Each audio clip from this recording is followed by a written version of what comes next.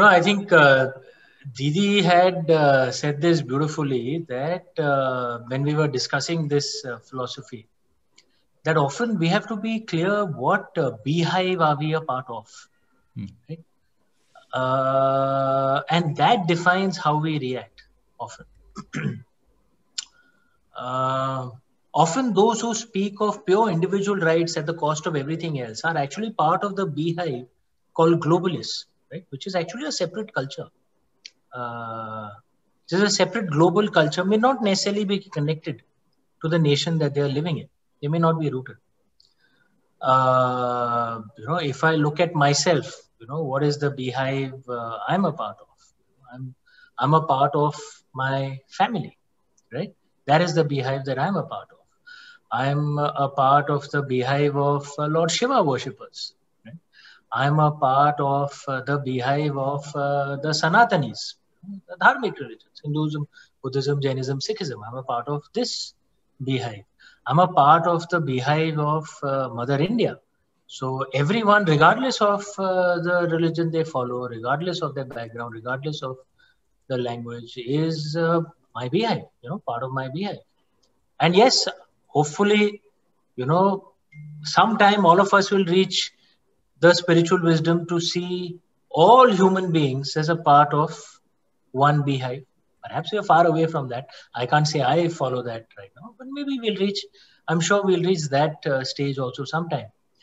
Then when we realize that is what enlightened selfish interest should lead to, right? Because you will do what is in the interest of your beehive, but you'll also realize that while doing that, usually if you hurt yourself, if you're not going in your own interest, then you hurt the beehive as well. You have to remain strong to be able of being being of use to the beehive. So essentially what I'm suggesting is there's a balance, right? If it swings to either extreme, and one of the things that comes with dharma is the value of balance. If it swings on either extreme, where you're so individualistic that you don't care at all about what happens to the beehive, which is happening in many Western countries, right? That is not good. It leads to loneliness, destruction of the community, destruction of traditions. And we're seeing the fallout of that during the COVID pandemic. These societies have become weak and brittle. They don't know how to handle a crisis, a society-wide crisis like this, because they're all alone, right? Unlike in India, where you're never alone, right? There's a downside to that as well. Your neighbors will interfere in your life. Everyone will, there's no privacy.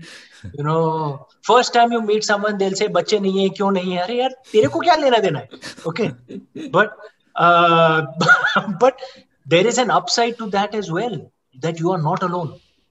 Someone will always be there to help you, to look out for you. That gives the society strength. It makes it anti-fragile. It's one of the reasons I think India has done so well in the COVID pandemic, because we are not just dependent on the government. We help each other. We have traditions. We have community, right? So if you go too individualistic, that is not good. But if you go too much on the beehive and don't look at yourself at all, that is not good either, because then you surrender liberalism. And there are societies like that. You surrender women's rights, you surrender LGBT rights. It becomes hidebound. That's not good either. You have to find that balance, right? That is what makes it ideal.